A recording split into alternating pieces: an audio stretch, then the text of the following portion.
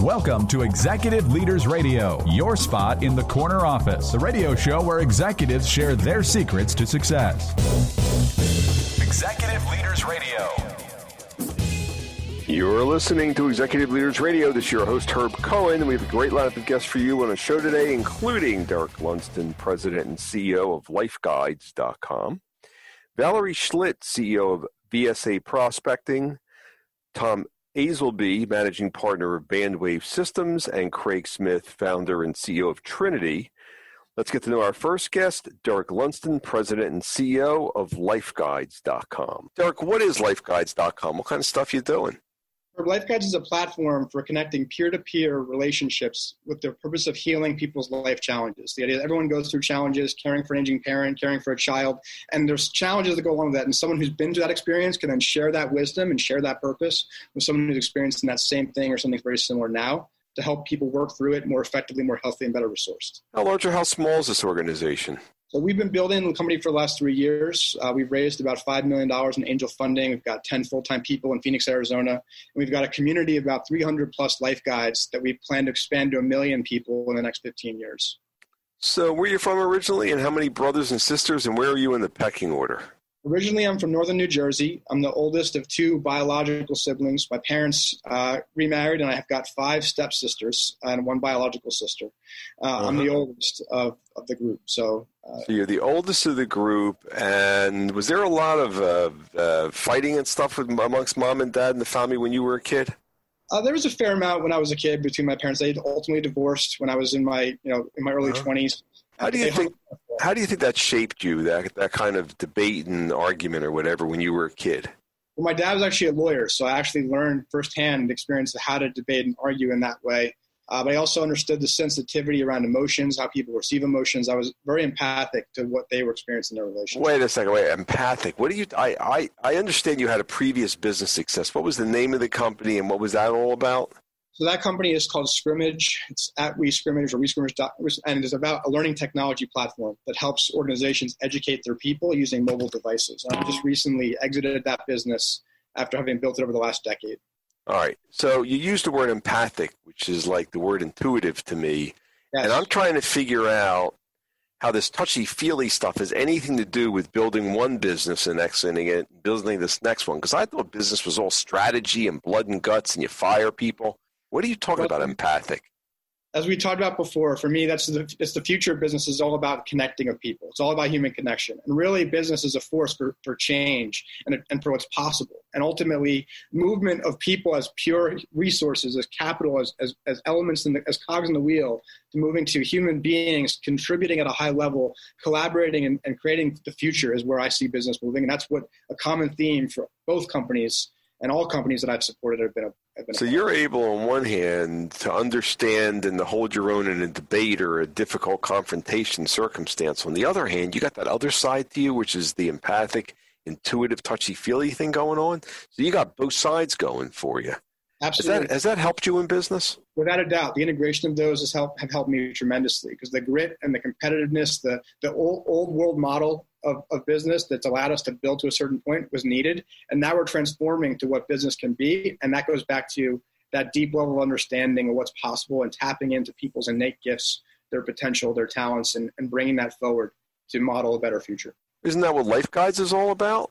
Exactly what Life Guides is all about. I mean, the big vision of Life Guides is to help 1 billion people thrive / reduce their suffering within 15 years by bringing connection, by bringing human understanding, by using empathy as a force for change and influence for a better tomorrow. So Life Guides really is a manifestation of who you are spiritually, isn't it?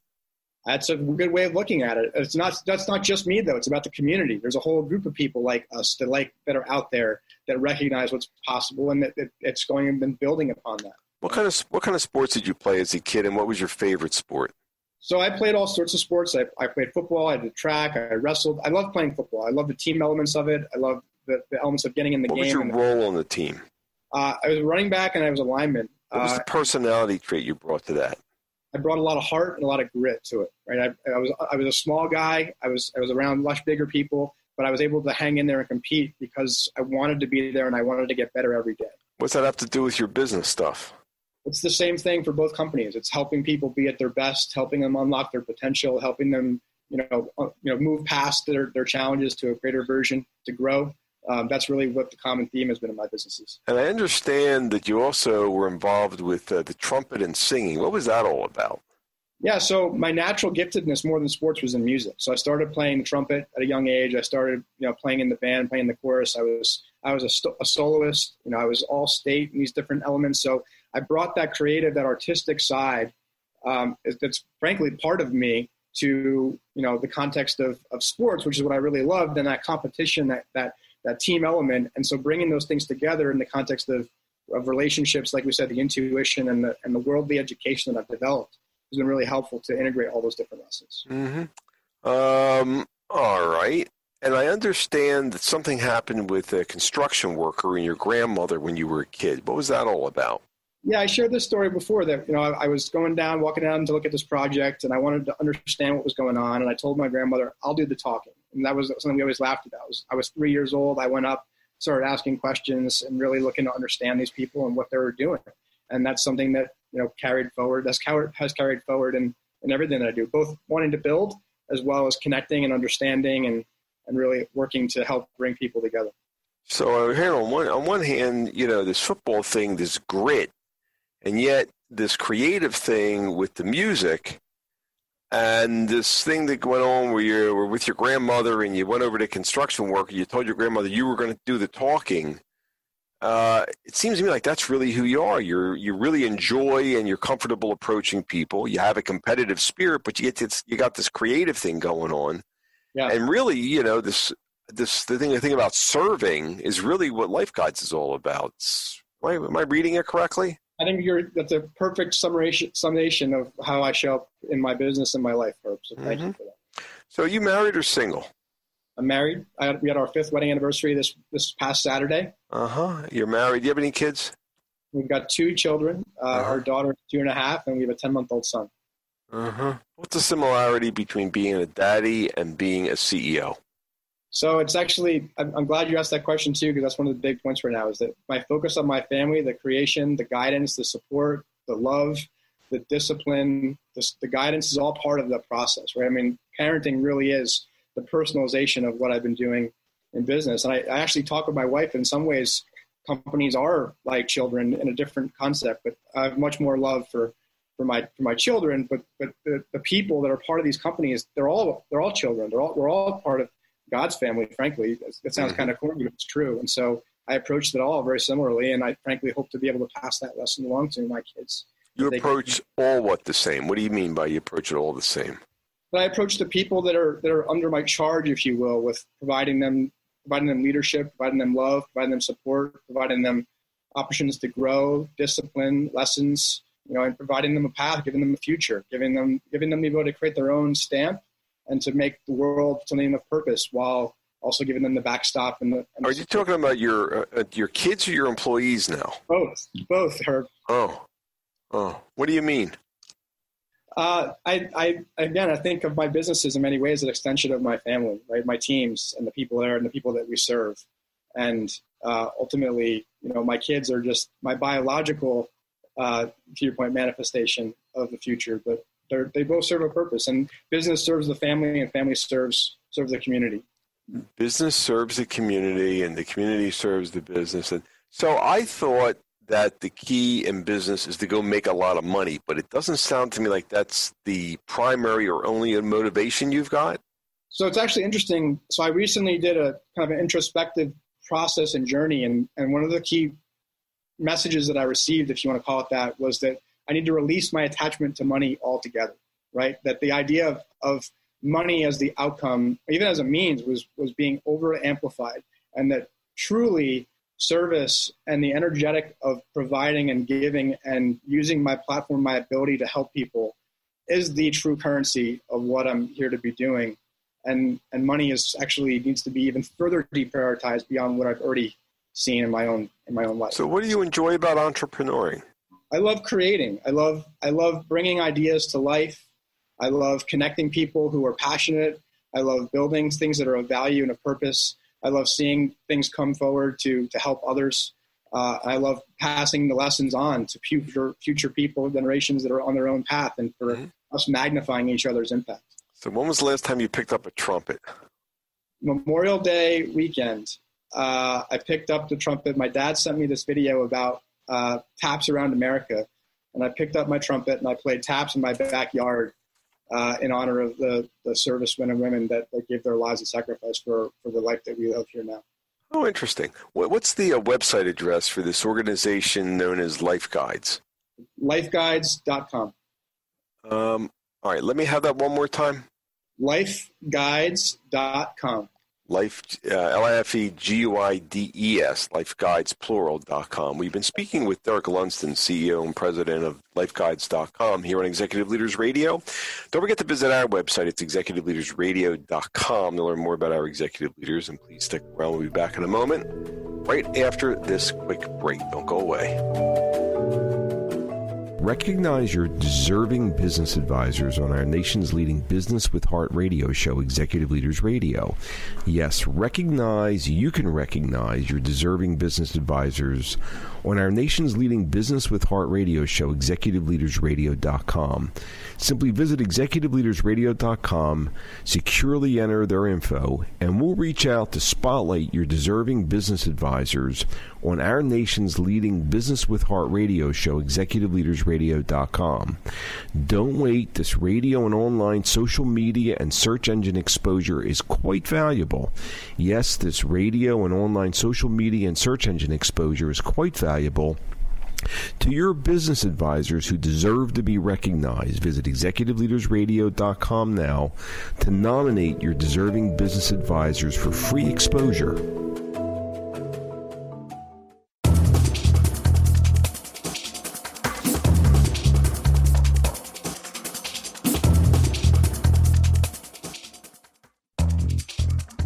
We're back. You're listening to Executive Leaders Radio. This is your host, Herb Cohen, and we'd like to introduce Valerie Schlitt, CEO of an organization known as VSA Prospecting. Valerie, what is VSA Prospecting? What kind of stuff are you guys doing? We develop leads, qualified sales leads for businesses across the country. We've got 100 people. About 40 of them are full-time, and 60 of them are part-time. Who's your perfect client, and what are you doing for your perfect client? So our perfect client is a middle market company, often in software, often targeting healthcare institutions, and they just simply don't have enough leads for their sales team to close sales on, and we deliver those leads. Tell me a little bit about where you're from originally. I'm from right here in Haddonfield, New Jersey. Haddonfield, New Jersey, and how many brothers and sisters, and where are you in the pecking order? So I'm the oldest. There's 5 of us. 2 brothers came next, then 2 sisters. Tell me a little bit about what was going on 8 to 14. You mentioned that you were involved with babysitting and school. Well, what made you different than all the other babysitters when you were a kid? I really made a point of getting down on the ground and doing activities with the kids. I was not a babysitter that let them just sit in front of the TV. I was part of them. Didn't that take a lot of extra work, though? Yes, always. I was always working. But you felt comfortable with that. How long did you do babysitting for? From what age to what age? I think I was the longest running babysitter there was. I babysat all the way through almost the beginning of my senior year of high school, every weekend. So your nature is to create something and really stick with it. This VSA Prospecting, how old is this business? We're close to 20 years, 19. I founded it in 2001. So your nature really is to start something and create it and build it. And you mentioned that in Haddonfield when you were a kid, there was some sort of a neighborhood club that you helped create. What was that all about? Yeah, it was a group of us, pals from the neighborhood. I was the oldest, and it went down to maybe 6 years younger than I was, and about 15 of us, and we created this club. I was kind of a glue that kept it together. Were you the glue that helped form it or that kept it together? Both. I formed it and kept it together. Yes, both.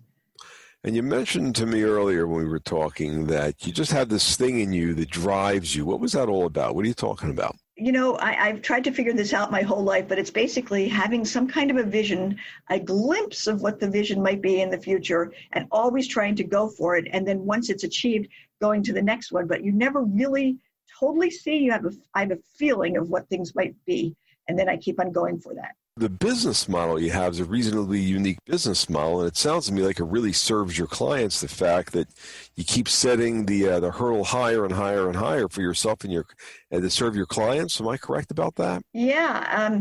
Actually, I had no idea when I started this that this was actually a business model that others were following. It followed the same kind of thing as the club. I had this idea I was going to help these clients. They came to me.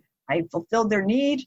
And then new ones came that had more challenge, and then I fulfilled their needs, and I just was like peeling back the onion and just kept on going until all of a sudden I discovered, wow, I actually have a business, and I discovered there are other businesses like mine, but I think that we do it better. First of all, I'm all about laying the foundation. Growth is really important to me, but growth came secondarily. The foundation came first. So we do it better because there's all sorts of, I've really studied what does it take to make this thing work. And there's about 4 or 5 ingredients. So I make sure that I focus on each of those ingredients and that we get it right before we go to the next step. You'll talk to different kinds of businesses, and you'll have businesses lined up that might be able to help them in advance. That's the foundation you're talking about. So when you speak to a potential client for your clients, you've already laid the groundwork for everybody to win together? Yeah, or even the support systems that we use to help our clients. We are often the first that's using those support systems that I've found through networking. But it's a little bit of a risk-taking and not necessarily knowing whether this is actually going to work or not, and proving whether it works or doesn't work, and then just continuing with it and adding the next layer on. So you're meeting potential clients, and sometimes they've never used a service like yours, but you're able to demonstrate to them that your kind of service really does work? Yeah, as a matter of fact, you just pointed out something very unique. We have started something that I've never heard of, where we give people this test drive day, and we allow them to test us out. And then if it works, then we go forward with them.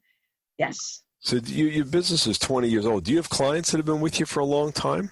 Yes. I don't think we've had any that are 20 years old, but maybe the oldest is about, 13 years old. Wow. So you really do like long-term relationships. How about in terms of the team? Are there team members that have been with you for a long time? Absolutely. Some as long as that client. We've gotten best places to work for several years in a row, and we pride ourselves in keeping our employees because I guess I am very much of a long-term relationship type person. And the more that we can keep our clients, the more our employees, more they know about the clients, and the better the clients are off. So you really enjoy the process of creating, it sounds like. Oh, I love the building part. I'm not good at maintaining the operations. Of course, I've done that for most of those 19 years because I had to, but I really love the visioning of what's going to happen next and where could we go to. Are you more like mom or dad? I'm a combination of both. Dad's temperament, which is the even keel and keep things going, and mom is the driver, looking out to the future. What are we going to do next? What are we going to add on to it? Where's the excitement going to come? Yeah. Was mom business oriented? Yeah. As a matter of fact, in the very early stages of being a child, my mom was a stay-at-home mom, but then she went and she had a series of different businesses. She was in antiques and then real estate, and then she did a lot of art collection, and now she manages some real estate properties, and she's 86 years old. Did you ever give your mom a hand with her businesses when you were a kid? No, but I definitely learned a lot from her. I was often away at school when she was in that stage of her life, but she shared a lot in talking to us about what she was doing. So what kind of stuff did you learn from mom that you bring to work every day? Finding the next exciting thing that can make what I am doing better than it was yesterday, and better for our clients and better for our employees. And she's incredibly passionate, and that's where I got that. So your nature is next. It's always next. You're always looking into the future. Yes, that's true. Mm-hmm. It is. That's what makes life fun for me anyway. Uh-huh. So you really enjoy looking at what's next in terms of for your business, as well as, so you're creating, your business is a creation for you. That's why, as opposed to, loving the operational details of it, you really enjoy taking a look at what's next, how you can evolve the business. So you're always planning. Planning's second nature to you, isn't it? Planning is often more fun than actually doing. I love planning. Yes, absolutely. And I mean, the planning that you do, is this with teams of people? Is this on paper? How do you do your planning? Well, I'm highly collaborative. However, I think best when I'm by myself. I know, though, to get everyone to buy into what we are going to do, it has to be a team effort. So what we actually do is often partly driven by me and then adds on by the other people who have ideas to even make it better than mine. So you'll think of something, but then you'll get the mention on it through the other people. Yes. Uh-huh. Okay. And let me ask you a question. So you've been in business 20 years. So do you still go into work really early in the morning and leave really late at night? Or what time do you start work in the morning? Oh, my goodness. I do take a walk in the morning, but if I didn't take a walk, I'd probably be at my desk at 6. Mm-hmm. And I usually leave around 7 in the evening. So you put in a long day. You really enjoy putting the energy on the table. What's the website address for VSA Prospecting? www.vsaprospecting.com. We've been speaking with Valerie Schlitt, CEO of VSA Prospecting, here on Executive Leaders Radio. Don't forget to visit our website. It's executiveleadersradio.com.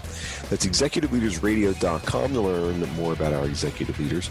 Don't go away. We'll be back in a moment right after this quick break.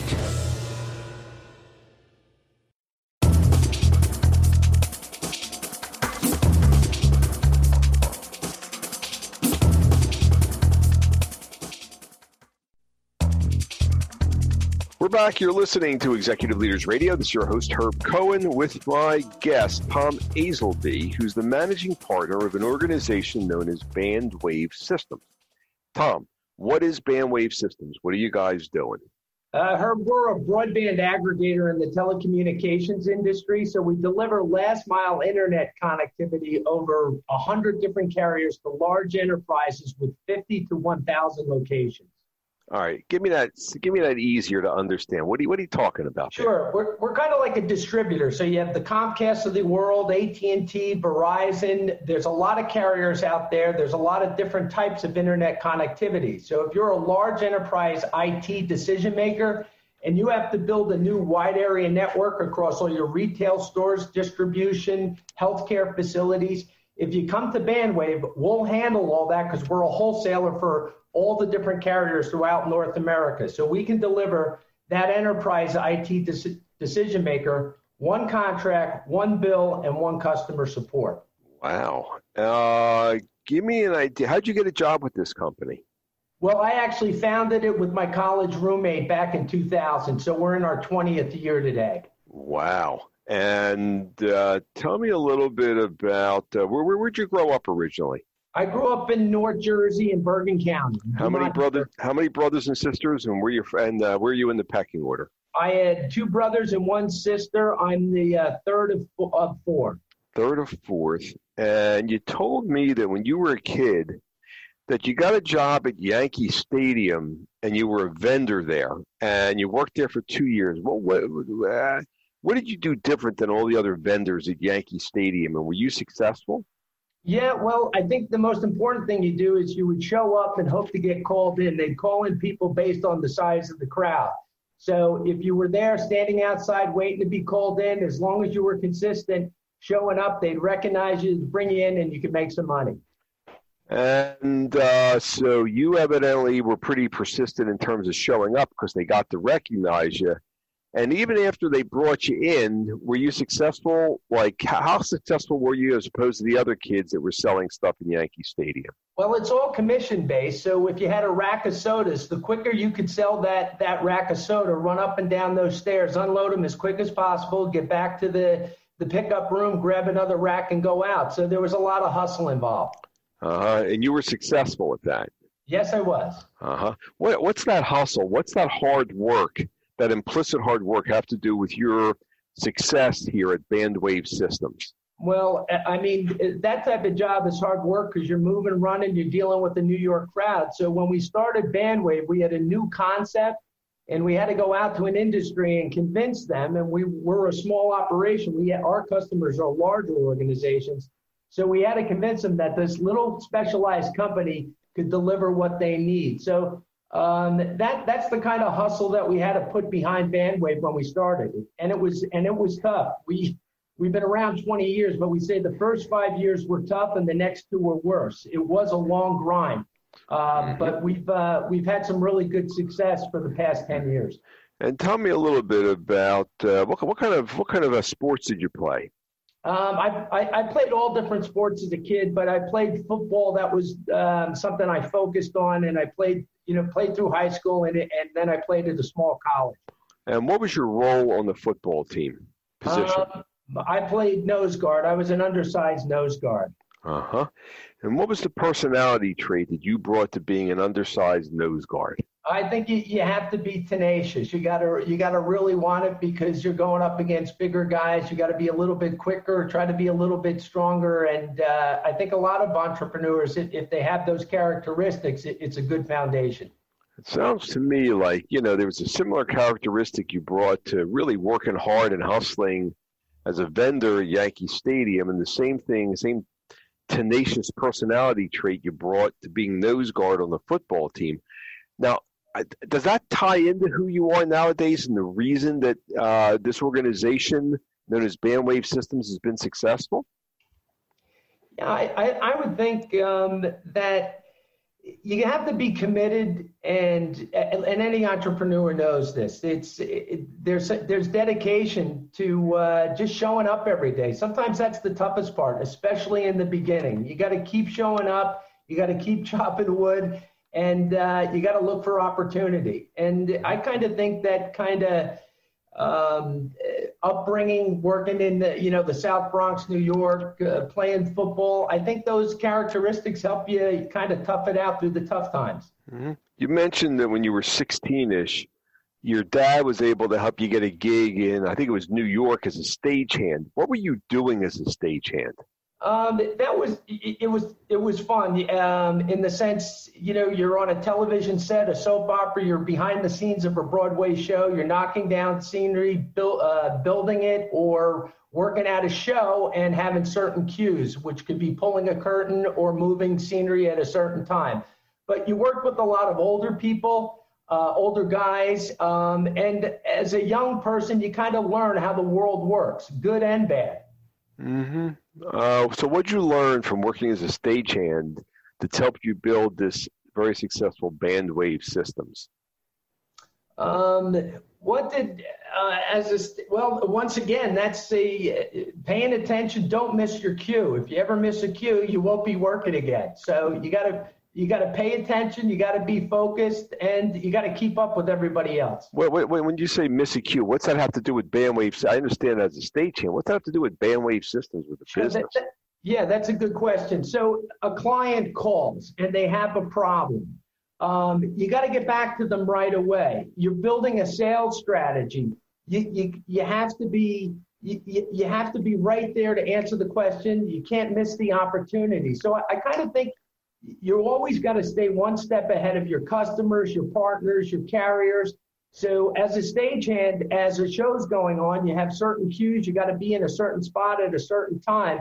You can take that type of perspective and throw it into business. So you got to always be one step ahead of what's coming down the road. So I would kind of compare to a stagehand to being an entrepreneur, starting a business. That's some of the things you got to do.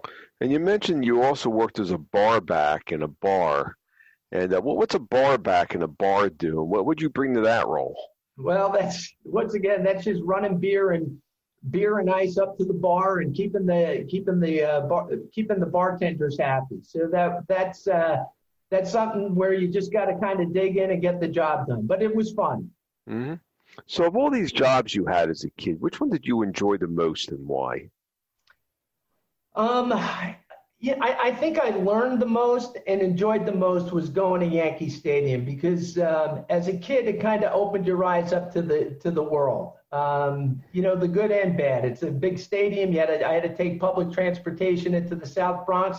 I think I got a quick look at life at a young age, where most kids were still at home, maybe working at a local retail store. I was kind of going into the city on my own and, seeing what was out there. So it was kind of exciting. Weren't your parents afraid for you? I mean, you're 14 years old, taking buses and trains and through the city of Manhattan. And like, whoa, weren't they afraid for you? Yeah, that's a good question. But my father was a stagehand and a New York City police officer.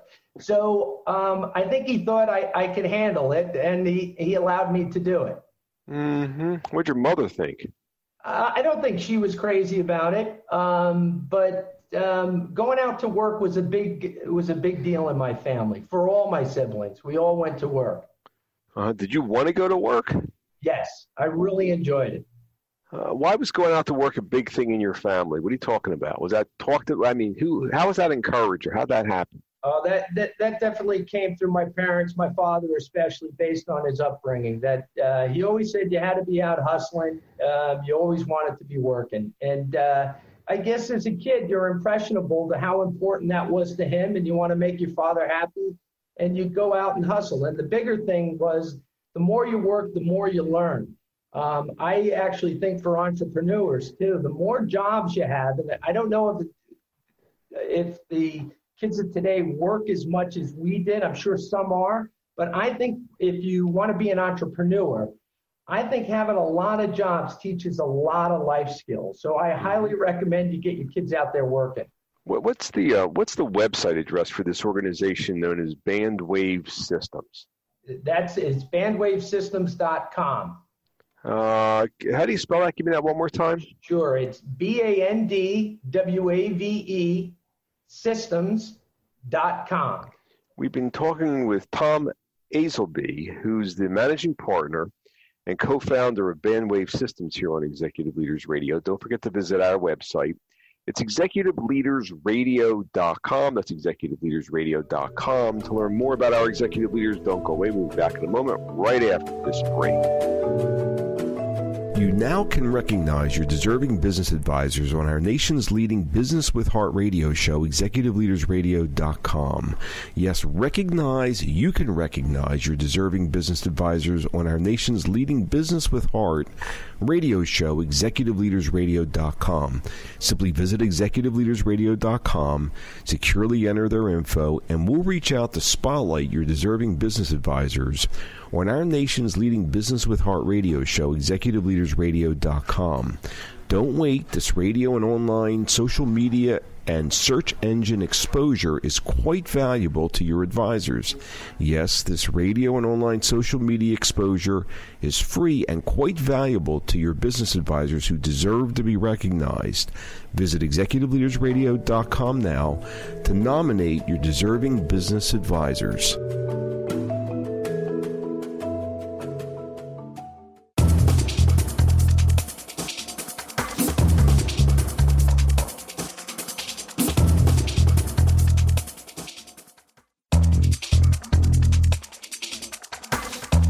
Back, you're listening to Executive Leaders Radio. This is your host, Herb Cohen, and we'd like to introduce Craig Smith, founder and CEO of an organization known as Trinity.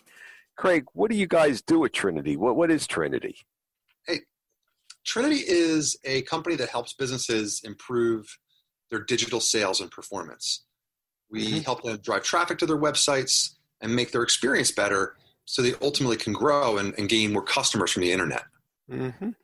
And how large or how small is this team? The team is 31 people. All right. And how'd you get a job with this company? I actually founded it back in 2006 when I saw there was an opportunity relating to e-commerce with the lower middle market. Mm-hmm. Where are you from originally? From the Philadelphia suburbs. Mm-hmm. And how many brothers and sisters, and where are you in the pecking order? Yeah, I have one sister, and I am the youngest. Mm-hmm. So tell me a little bit about how young, what kind of sports did you play as a kid? What kind of sports were you interested in? I I loved soccer, basketball, football. Definitely, probably the most loved watching football and playing basketball. Mm-hmm. And basketball, what was your role on the team? I was kind of like the grinder, I mean, I was always defending and rebounding and just hustling, trying to spark and give us some energy. Mm-hmm. So you were the guy that was trying to add energy to the team. You were the guy that was hustling, trying to make things happen? Yeah, I wasn't the best dribbler, wasn't the best shooter, but definitely gave the most effort. Mm-hmm. Definitely the most effort. What's definitely the most effort have to do with this organization known as Trinity? Well, that's a great question. What I would say is we're really focused every day in getting better internally and helping our customers get better. And that's really what's great about e-commerce and the digital market is it's so measurable that, we can do that and each month say, hey, we're making progress towards our goal. Mm-hmm.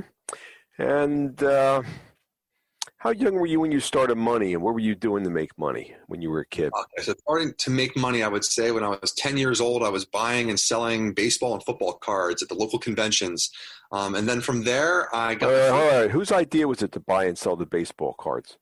Well, back then, baseball cards, and they're actually gaining in popularity now. It was just really big in mainstream America, and I really enjoyed getting the cards, opening the packs, seeing who you get, going to the shows, buying and selling. It was fun. It's a little bit of a marketplace as a kid. Uh-huh. How many years or how long did you do that for? I'd say 3 to 4 years, maybe. Mm-hmm. What'd you do with the money you made? I probably spent it on toys. Oh. Or stuff. I don't know what it was. Did you reinvest that money? I don't think I did. Oh. And tell me a little bit about what was the next job you had after 10 years old starting to buy and sell cards? Yeah, so then I worked when I was 13 for Prudential Insurance. My mom was an associate there, and she aligned me with one of the employees being their assistant, making cold calls at night.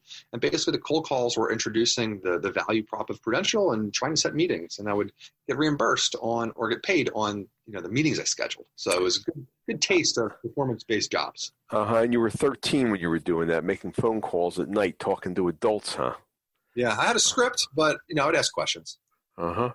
Tell me a little bit about what happened at 14. Then I left Prudential for the summer and got a summer job from all day, working in a warehouse, putting O-rings into little tiny envelopes for 8 hours. So in a day, I'd probably do 1,000, if not more, of these O-ring envelopes, just cranking them out. They were all in a big barrel. So when you did that job, it's interesting. You said you were cranking them out as opposed to goofing off. You just really nailed it. You just did it, didn't you? One time I did get caught, watching TV in the warehouse, and I got yelled at, and I never did it again. So, what's that? What's that hustle? Putting those O-rings in those envelopes. What's that have to do with building this thing called Trinity? I think that is about work ethic, and that every day you just kind of you're counted on. You need to be accountable. You got to produce. And at Trinity, everybody in our team knows that's what we expect. We expect everyone to be their best and focus on helping the customer reach their goals. Mm-hmm. You mentioned that you have an older sister. What did you learn from your older sister that you bring to work every day?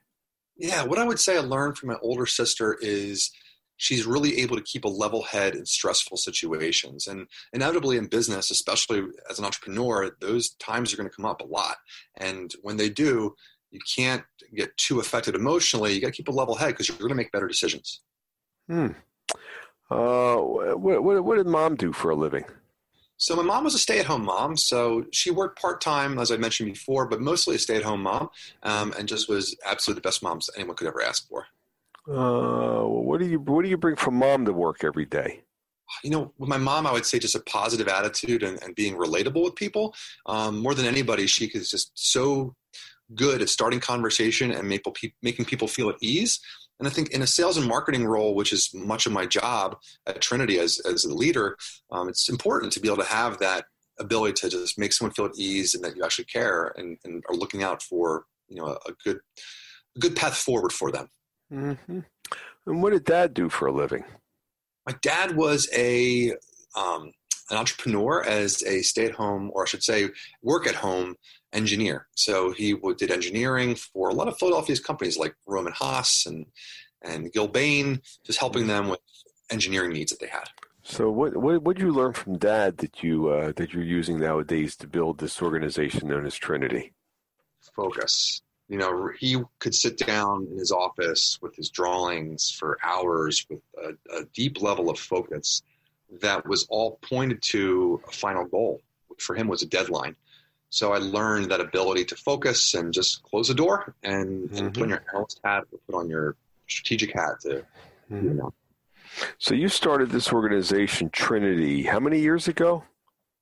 We are celebrating our 15th year anniversary next year. So back in 2006, we started. So how come you haven't started something else or done something else, or why are you continuing to do this? I do have a couple other small side ventures, but I continue to do this because the market is growing. We're growing. Every day, the digital landscape changes, so it's always ways we can innovate and differentiate in the market. It's also a lot of fun. It's exciting. It's not mundane, that's for sure. You're going to have up months, down months, and deal with a myriad of issues, but that's what makes it exciting. What time do you get started working in the morning? And what time do you stop working at night? Yeah, usually I get up at 6 o'clock, get to the office around 6:45 or so. Handle the early morning communications, get into meetings, conduct outreach when needed. And just build relationships ultimately. And then I usually wrap up around 5:30 to head home with my kiddos, which I have 5, and get a quick workout in if possible. You have 5 children. I do. How do you balance the building of a business and some other little side ventures with being a dad with 5 kids? How's that all work out? It can be difficult, but I'll say this: in this new economy post-COVID, it's become a lot easier. I'm not traveling. I can get really good time in at night versus being on the road. Just make sure that the time you spend is focused on really just going outside, playing. Any of the kids remind you of you? My son, Aiden, for sure. He's already got the entrepreneurial bug. I've kind of planted it, you could say, but we're talking about, hey, what things could you do in the next couple of years? How old is he? He is 12. He's 12 years old, and does he know what his father was doing at 10, 11, 12, 13, 14? We haven't really talked. He has. I gave him a lot of my leftover baseball cards, him and Kristen. I gave them both my leftover cards, and, I was showing them kind of the values, and I do have a Michael Jordan rookie they're fascinated by. But he's not super into doing that yet for money, but I think he'll get the itch, the entrepreneurial itch as he gets older. So at home, who wears the pants in the family, you or your wife? Oh, my wife for sure. She's the queen. And how do you feel about sharing that responsibility? Wearing the pants? I come in for discipline when they don't listen to her. What's the best part of your job? Best part of my job is, honestly, I love sharing positive news with the team because we're all in this together in terms of getting better, reaching our goals, and obviously being the best agency that we can be in this market. What's the similarity between being a dad and being the CEO? Great question. I would say the ability to listen. As a parent, sometimes you want to, push your way of thinking or your desires down the throat of your kids, and you get stonewalled. And my daughter Emma is notorious for that. You don't get the outcome. But if you listen first, and one of my favorite quotes is, "Seek first to understand, then be understood." I find that works better both in business and with my family. What's the website address of this organization known as Trinity? You can check us out at Trinity.one, spelled O-N-E. Give me that one more time. Trinity.one, and it's spelled O-N-E as the one. Trinity. All right, we've been speaking with Craig Smith, founder and CEO of Trinity, here on Executive Leaders Radio. Don't forget to visit our website. It's executiveleadersradio.com. This is your host, Herb Cohen, and we've had the opportunity of speaking with Derek Lundsten, president and CEO of lifeguides.com, Valerie Schlitt, CEO of VSA Prospecting, Tom Azelby, managing partner of Bandwave Systems, and again, most recently, Craig Smith, founder and CEO of Trinity. Don't forget to visit our website, executiveleadersradio.com, to learn more about our executive leaders. We'd like to thank our listening audience for listening. Otherwise, we wouldn't have a radio show. Hopefully, we deliver to you an educational and entertaining show. Again, don't forget to visit our website, Executive Leaders Radio. Thank you for joining us today, and have a nice day. Bye-bye.